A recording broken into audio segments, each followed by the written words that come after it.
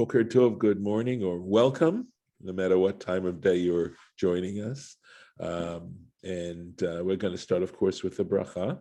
Baruch atah Adonai Eloheinu melech haolam, asher kitshanu b'mitzvotav v'tzivanu la'asok b'divrei Torah. So we are going to be looking at Numbers today, and I mentioned not just the book of Numbers, we're going to be looking at another census. And so I want one of you, please, to turn to to chapter 1 of the book of Numbers, and starting around verse 20. We're looking there, just one of you to do that. Because what I want to do, okay, thanks, Golda. Because what I want to do is I'm going to write into the text as we do this, if we have a chance, and it may not happen today because we do have some commentary to look at. But at least I want to make a comparison between this census and the first census that they took in Midbar Sinai. So I actually had highlighted the numbers before, so yeah. Okay, all right. Well, I don't have them in our text, so we're going to take a look. Okay. I'm going to go ahead with, hi, David. Good. Okay. Hi, David. All right, let's go ahead and do that. Good morning. Good morning. So, Vayhi acharei hamagefa. This is an unusual verse, by the way, because we see that there's a paragraph marking right there, and it says Piska be'emtza pasuk, and it's in the middle of the pasuk, right? So again, the verses, and perhaps this is an indication that the verses and the chapters really came later on, and this might have been the way the Christian, the Christians or the Christian scholars were dividing up the verses. So, Vayhi acharei hamagafa, and it was after the plague. And now, Vayomer Hashem el Moshe, Hashem said to Moses, Elazar ben Aharon HaKohen, and to Elazar, the son of Aaron the priest, Lamor, saying. So why is it Elazar and not Aaron? Because we already know that Aaron has passed away. He has passed on before, I believe was in Parshat Chukat, that Aaron breathed his last. So he's not around anymore. So let's take a look. Rashi, Vahi acharei hamagefa, and it was after the plague. So why the need to introduce this verse this way? What's again, really always looking to see what's the point of the specific words, the inner meaning. So he says, Mashal is a parable, leroeh, to a shepherd, shenichnesu ze'evim, where wolves entered, the toch idro, into his flock. They entered the flock, v'hargu bahem, and killed some of them. V'hu moneh otan, and now he counts them, leida minyan hanotarot, to know the number of the remaining. So we have a deeper understanding of why this verse is linked the way it is. Because obviously what God is going to tell Moses and Aaron is, Su et rosh kol edat bnei Israel. Lift up literally the heads of all the community of the children of Israel, the congregation of Israel. And that means, of course, to take account. So there's one lovely interpretation of this, giving you sort of the emotional background of this verse. Davar acher, a different interpretation. These are two, by the way, I think, very beautiful and poignant interpretations. Keshiyatzu mimitzrayim, when they left Egypt, the nimsaru leMoshe, and they were handed over to Moses, right? Moses now became responsible for their welfare. Nimsaru lo beminyan, they were handed over by number. In other words, there was a count. He knew how many there were when he originally took lead of them. Akshav, now, shekarav lamut, that Moses is drawing near to death. Ulahachzir son'o, and to return his flock, machziram beminyan, so he has to return them with a count. Right? They were numbered when he started, and so now that he's completing his term, he needs to count, return them with a count. Again, I suspect there's this is stuff we could meditate on and ask ourselves, what's the significance of that, right? But I think it has to do with responsibility. I think that's where I go to begin with, right? And this is 40 years later? Yes. Okay. Right. So we should see bigger numbers. We should see way bigger numbers. Possibly. And at the Maybe. same time, remember, there have also been maybe some significant deaths at the same time, but maybe we will. Several cullings, yes. We're going to find out for sure, right? Mhm. So, Sa'u et Rosh Kol Adat B'nai Israel, take account of the entire community of the children of Israel, Mibin Isrim Shana Vamala, from 20 years old and upwards, Leveit Avotam, according to their paternal ancestral homes. Kol Yotzei Tzava B'Yisrael, all who would go out in the army of Israel. So again, same notion. And I think that the parallel language is to say that their term of wandering is over, right? I mean, they were forced to now wander for those 40 years, and basically it's saying it's coming to an end. And it's in a way, a very literary way of giving you the sort of feeling that whole thing is coming to an end. Leveit Avotam, according to their paternal homes. Al Shevet Ha'av, Yachsu, they need to, the association needs to, the way they're associated is by the father's tribe. So on a simple level, what it's saying, if somebody from one tribe marries a woman from another tribe, the children are their genealogy goes according to the father's tribe. That's who they get. V'lo achar ha'em, but not after the mother's yichas. Obviously, there just has to be a decision one way or the other. I think given the fact that they quite possibly had multiple wives, and that they practiced polygamy back then, it would make the most sense if you wanted to give a tribal attribution to children. Otherwise, the children would come, the family would be divided amongst a number of tribes. And in terms of where they were, remember, the tribes also lived together. Remember, we had read how each tribe encamped in its own particular place. And of course, when they entered the land of Israel, likewise, each tribe had its own specific location in the land of Israel. So, and we realized later on that becomes quite significant. The story of the daughters of Tzlofchad is an example of why that might be a significant issue. Vaidaber Moshe, Moses, ve'Elazar HaKohen, and Elazar the Kohen spoke with them Ba'arvot Moav, in the plains of Moab, Hal Yarden Yericho, near the Jordan, near Jericho, Lamor, saying, again, there's a Rashi here, Vaidaber Moshe ve'Elazar HaKohen Otam, right? Moses and Elazar the priest spoke with them. And my sense is that the fact that it doesn't say Moshe ve'Elazar and mentions HaKohen isn't necessarily an identifying factor, but perhaps the connotation is that Elazar is the legitimate heir of Aaron's high priesthood. It doesn't say Kohen Gadol, but the fact that it goes out of its way to mention that he's a Kohen. The priest. Yes, exactly. Well, it does kind of almost bring him up to Moses's level. It was Moses and Aaron, and now it's Moses and Elazar. Right, some Aaron's level, saying that he was a legitimate heir. There was a smooth transition.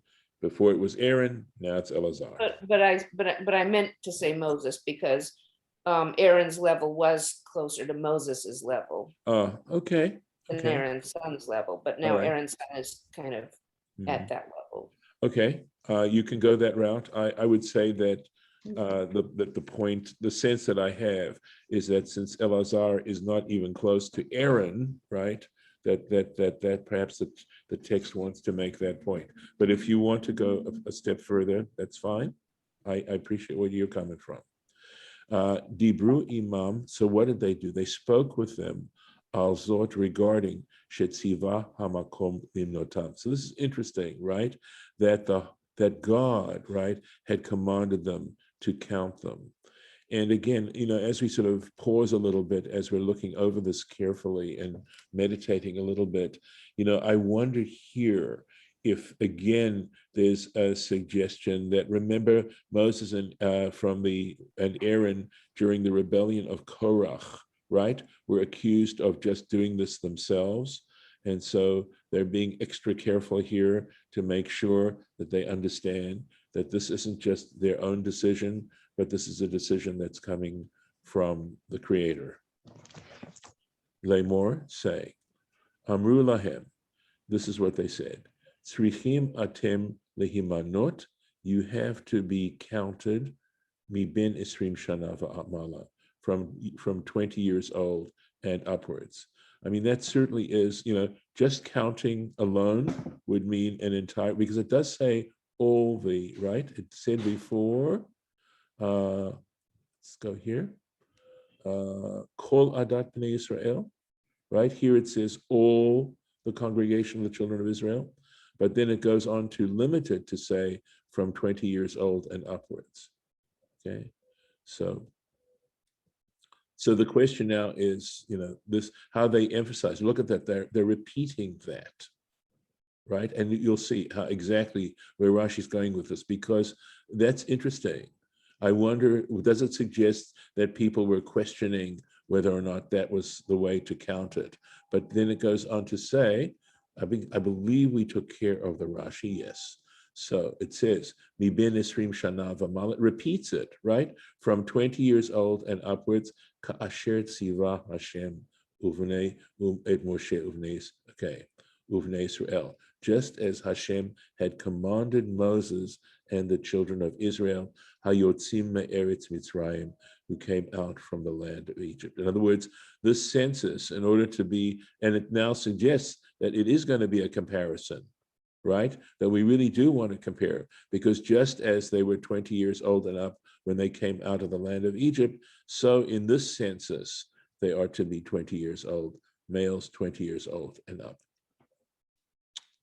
So now we go on with a specific thing. Let's see if there's, yep, here we go. Kasher tziva, etc. Just as Hashem had commanded. Sheyehe minyanan bimin isrim shana v'mala, just so that their counting, their census should be from 20 years old and upwards. Shne'emar, as it stated back in chapter 30 of Exodus, Kol ha'over al ha'pekudim, all who pass through the enrollment, right, or the muster, right, of the tribes. There's a lovely Rashi coming up in a second. Reuben. So we start off, right? Bechor Yisrael, the firstborn of Israel, and here Yisrael, of course, is referring to Jacob, right? Bnei Reuven, the sons of Reuben, Chanoch, Mishpachat HaChanochi. So we're talking about the paternal homes, right? Chanoch, the family, the Chanochite family, I suppose we could say. Lefalu, these are his children, right? Falu, Mishpachat HaPalui. And this is the family of the Paluites. Doesn't stop there, but we're going to look at the Rashi. As you can see, it's a fairly long Rashi. Mishpachat HaChanochi. Lefi shehayu ha'umet, because the nations, the surrounding nations, mevazin otam, would mock them, the omrim, and they would say, Ma elu, what are these people doing? Mityachasim al shivtehem, that are trying to, again, to associate themselves by tribe, by their tribes. Svurim heim, are they not aware? Shelo shaltu, or don't they realize that the Hamitzriim, that the Egyptians had dominion, be'imotehem, right, over their mothers, You get the drift. In begufam hayu moshlim, if in fact the Egyptians had control over the men's bodies, right? They made them into slaves, and they had control over them themselves. Kal vachomer b'noshotehem, all the more so over their wives. The fichach, that's the end of the mockery. The fichach, for this reason, hitil hakadosh baruch hu shmo alehem. For this reason, the Holy One, blessed be He, cast His name upon them. Hey mitzad zeh, with a hey on one side, the yud mitzad zeh, and a yud on the other side. This is what we're talking about. Ha-chanochi. There's the hey and the yud. Here's the hey and the yud, right? Hey, chetzron, hey and yud. Karmi, hey and the yud. Of course, the yud here belongs to the word karmi. So, continuing. Me'id ani alehem. I myself, this is God speaking, right? Okay, sorry. Lomar, to say. Me'id ani alehem. I am testifying. It's like a seal, right? A guarantee. Shehem b'nei avotehem. That indeed they are the children of their fathers. V'zehu shemefurash. And this is explicitly stated al yedei David, by David, of course, in the book of Psalms, Psalm 122, Shiftei Yah, the tribes of Hashem, Edut LiYisrael, a testimony for Israel. And like it is saying is that when he mentions the tribes, he is adding the word Yah as a testimony to the legitimacy of the Israelites. So just to say a second, I mean, it does go on a little bit more on the subject, but just to say that this is one of the things that I really love about studying this, and to me makes it so worthwhile. There are lots of other reasons too, but the truth is, in a million years, I would never come up with this kind of stuff. And it's beautiful. I mean, I find it extremely beautiful.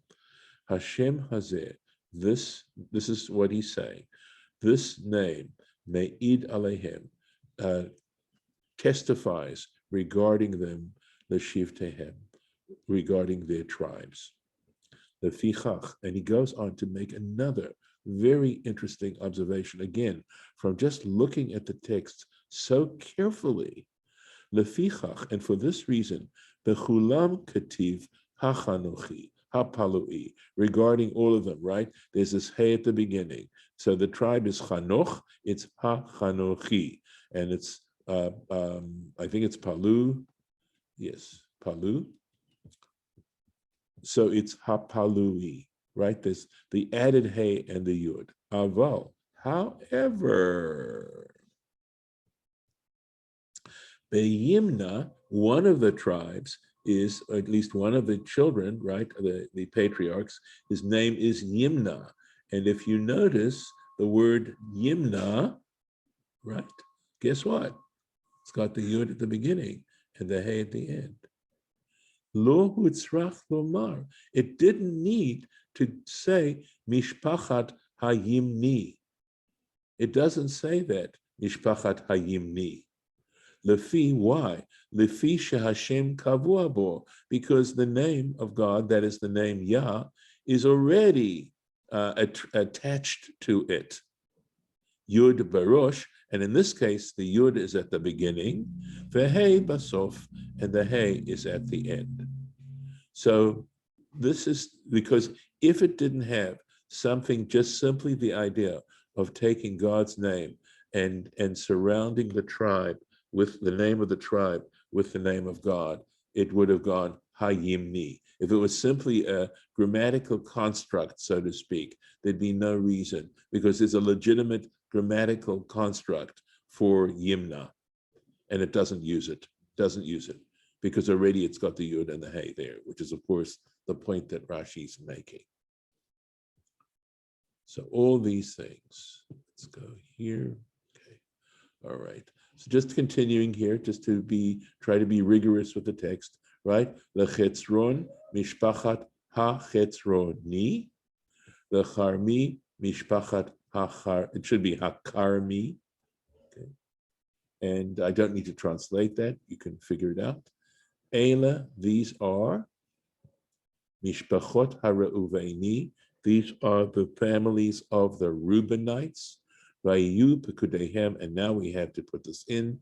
And their numbers came to shlosha va'arba'im elef, and I'm going to pop this in here. 43,000.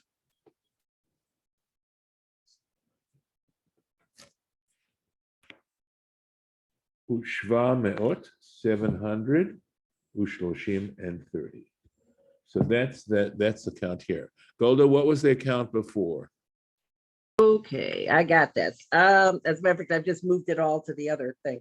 So 46.5. Okay, so they were slightly smaller. Let me go. No, they're slightly more, actually. no, They're no. they're a game. They're a game. You said 46.5. Oh, I'm sorry. I'm looking at the wrong way. Okay. Yes. Yes, it's smaller. I don't know what I'm doing all of a sudden. No problem. Okay, so Mhm. all right. Let's make a note. Yeah, we don't have to actually say anything because we've got the number there. Right. Okay, I'll just put I'll tell you what I will do to make this a little clearer. Change color or something. No, that'll take too long. I think I'm just going to put in parentheses, Oh, okay. That makes sense. at least to show that it's not the number here. All right. So one reason they might have been Negative. smaller is, remember that the two people that joined Korach, was it Datan and Aviram? Right. Were children of Reuben. It's a possibility. I don't think Rashi is going to say anything here. Maybe so. Maybe so. Oh, no. Okay.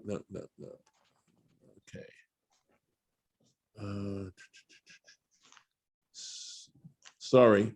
Let's see. Okay. Yep, we're going to go on. All right.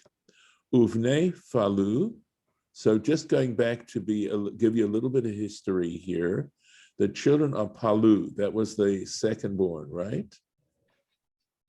Right there, right? Mm-hmm. So the children of Palu. Eliav, so it's interesting. It's just one person, but it says children, right? Eliav.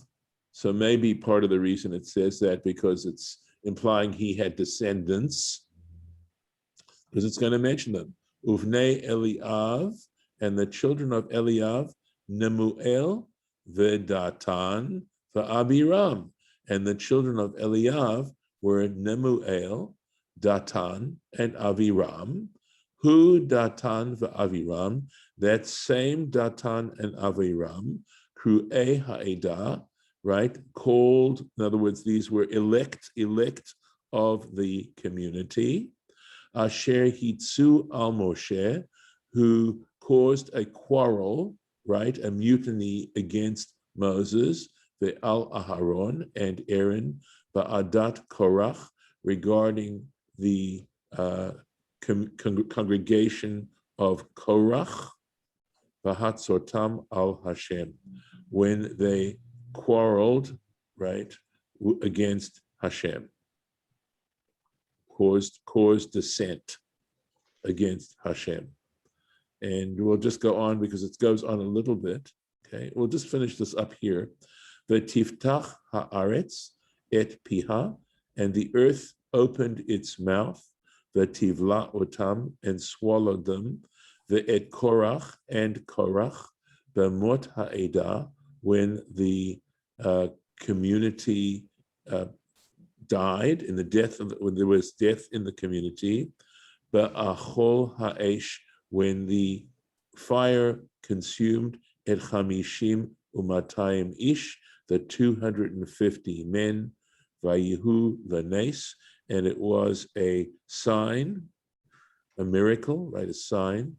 Uvnei Korach lo metu, but the children of Korach did not perish. They didn't die. So we're given this little bit of a history here. And as I said, maybe in a way, the Torah is accounting for the smaller number of Reuven. But we'll see. We'll see compared to other tribes as well. Let's see if there's Rashi here. Yeah. There's Rashi on all three of those lines. Okay, so I have, right, there is. Asher Hitsu, is it? I'm sorry, yeah. Asher Hitsu, they caused a quarrel. Et Yisrael al Moshe. They caused the Israelites to quarrel against Moses. V'hatzotam et ha'am al Hashem. Again, he's just explaining when they caused the people to quarrel with Moses. Hitsu. So he's working on this word here. Hisiu et Yisrael. They worked up the Jewish people, the Israelites, lariv, to enter an argument, to quarrel, al Moshe, regarding Moses, lashon hifilu. So hitsu is a hifil construct. And what's typical of a hifil construct is this yud here, by the way, between the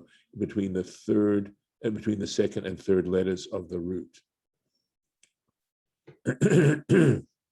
And we said vayihu lanes, and it was as a miracle or a sign, laot as a sign, ula zikaron, and a remembrance. So it means like an eternal sign. Lema'an asher, so as lo yikrav ish zar, that a strange man or strange person shouldn't draw near, lachalok od, to dissent again, al hakuna, regarding the priesthood. So the priesthood is unique. It's only given to the sons of Aaron. Anyone who's not a son of Aaron, not a descendant of Aaron, is considered a zar, a stranger. Okay, Uvnei Korach lo metu, and the sons of Korach did not die. Heim hayu ba'etza tchila. So he makes the point that the fact that the Torah is saying that they didn't die and makes the point about that can be understood to say that initially, they also were in that scheme to dissent against Moses, to mutiny. Uvesha'at hamachloket hirharu tshuva. But so they were scheming about it, but at the actual time when they began the mutiny, they began to have feelings of regret, belibam, in their hearts. Lefichach nit batzer lahem makom gavoha, a higher place, the Gehinom, in Gehinom, was set aside for them, the Yashvu Sham, and there they dwelt, they remained. Again, a little bit of a mysterious verse here, and we of course have Psalms that are titled by the sons of Korach. So it's saying, well, they did scheme, and so they deserve a place in Gehinom because they were scheming to begin with, but because they regretted what they did and they didn't actually participate, they don't have to go through the laundry in the same way that the others did. And that's where we'll stop for today. So we'll make the little marking and we'll be ready to move on to Bnei Shimon, the children of Shimon. And I will.